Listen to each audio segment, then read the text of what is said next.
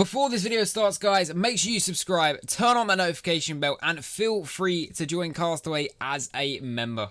Hey guys, and welcome to this FIFA 21 video. Today we're going to be talking about everything wrong with FIFA 21 and what was announced the other day, well today, this morning at 1 in the morning about FIFA 21. And there are some massive mistakes EA may have already made to do with their next FIFA release, which is also going to be delayed, which is now in October, which I kind of, the more understandable side of things, due to obviously the pandemic and all that. I can understand if that did slow production of the game down a bit. But anyway, that's the tiniest bit. Doesn't really bother me too much about that. But there's a good few things I want to talk about in this video and how FIFA 21 could be ruined before it's even out.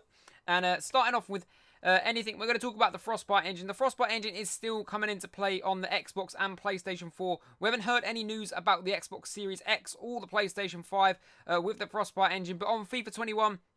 it is still in play, and ever since that's come into play, the gameplay hasn't really been at its best. So we can only really hope for a miracle. The gameplay will be better if it is on the Frostbite engine, which I don't really have much hope for in itself. But moving on as well, something huge that EA really could have had, and it would have made the game massive. It could have been the biggest feature of the year. It would have been crossplay, and it looks like that's not going to come to Xbox or PlayStation either this year.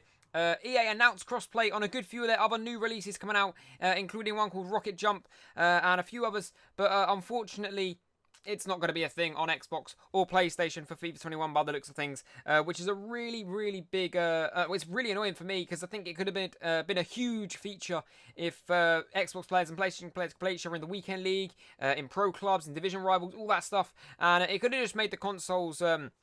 more united as well, and allow people to play with and against each other even if they don't have the same consoles, so that you only have to buy one console and not two. And obviously just console gaming itself should become more like that, and you should be able to play with your mates, and as well on PC you should be able to play people on there, in my opinion. But unfortunately EA said that is one of their long-term goals, which is a bit of a joke in 2020 for your long-term goal to be playing on cross-plat, which is a joke because it's been out on most games now. It's been out on Rocket League for absolutely ages, and it just should be something that we can do.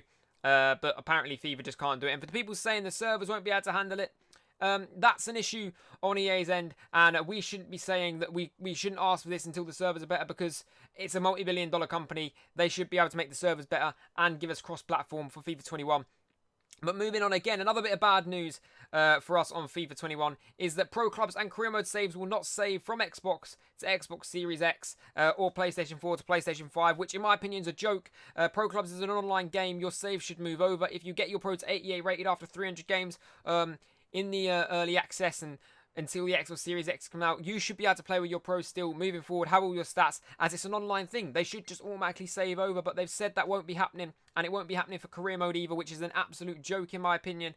I can understand it more on Career Mode, but the bad thing for Career Mode players is that kind of means there's probably not going to be an online career save if things aren't transferring over, and I know a lot of people have been asking for that. So basically what we've been told so far is Pro Clubs and Career Mode don't really matter to them, which we knew anyway, to be fair, and cross-plat's not going to be happening by the looks of things, which is a big, big L, in my opinion, for the game company itself. But that's just not good enough, in my opinion, from EA. But anyway, guys, let me know your thoughts about this. Obviously, no cross-platform in this next game. No Pro Clubs or Career Mode saves or save over to next-gen consoles. The delayed release now until October, which, in my opinion, not the worst thing ever. I think we'll just deal with that one. Obviously, there's a reason why that's happened. And the Frostbite engine still being on Xbox and PlayStation 4, which, in my opinion, that's got to change. The Frostbite engine's, in my opinion, what's been making the gameplay bad. It's been bad ever since. And just to add everything a little bit more, the tip of the iceberg is that Volta will carry over from Xbox to the next gen and PlayStation 4